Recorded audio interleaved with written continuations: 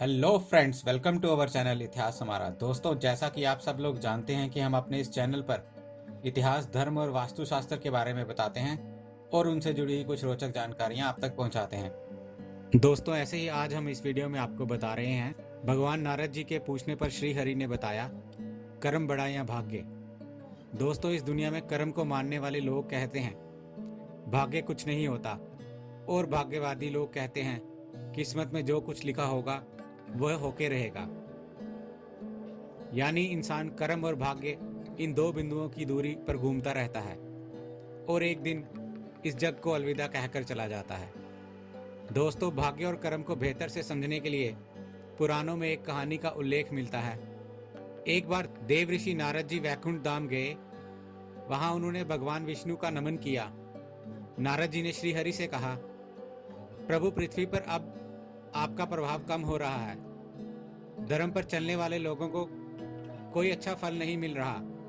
जो पाप कर रहे हैं उनका भला हो रहा है। दोस्तों, तब श्री हरि ने कहा, ऐसा नहीं है देव ऋषि, जो भी हो रहा है सब नियति के जरिए हो रहा है। दोस्तों, तब नारद जी बोले, मैं तो देख कर आ रहा हूँ पापियों को अच्छा फल मिल रहा है और भला करने वाले, धर्म के रास्ते पर चलने वाले लोगों को बुरा फल मिल रहा है। तब भगवान ने कहा, कोई ऐसी घटना बताओ। दोस्तों, तब नारद जी ने कहा, अभी मैं एक जंगल से आ रहा हूँ। वहाँ एक गाय दलदल में फंसी हुई थी।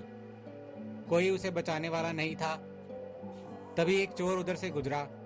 गाय को फंसा हुआ देखकर भी नहीं रुका। वह उस पर पैर रखकर दलदल लांघ कर निकल गया। आगे जाकर चोर को सोने की मोहरों से भरी एक थैली मिली। थोड़ी देर बाद वहां से एक वृद्ध साधु गुजरा। उसने उस गाय को बचाने की पूरी कोशिश की।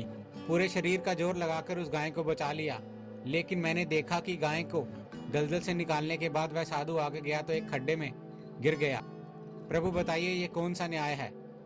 दोस्तों, नारद जी की बात सुन लेने के बाद प्रभु बोले, ये सही ही हुआ। जो चोर गाय पर पैर रखकर भाग गया था, उसकी किस्मत में तो एक खजाना था, लेकिन उसके इस पाप के कारण उसे केवल कुछ मोहरें ही मिली। वहीं उस साधु को खड्डे में इसलिए गिरना पड़ा क्योंकि उसके भाग्य में मृत्यु लिखी थी, लेकिन गाय को बचाने के कारण उसके पुण्य बढ़ गए और उसकी मृत्यु एक छोटी सी चोट में बदल गई। इंसान के कर्म से उसका भाग्य तय होता है। दोस्तों, इंसान को कर्म करते रहना चाहिए, क्योंकि कर्म से भाग्य बदला जा सकता है। तो दोस्तों, ये थी हमारी आज की जानकारी। उम्मीद करते हैं आप सबको बहुत पसंद आई होगी।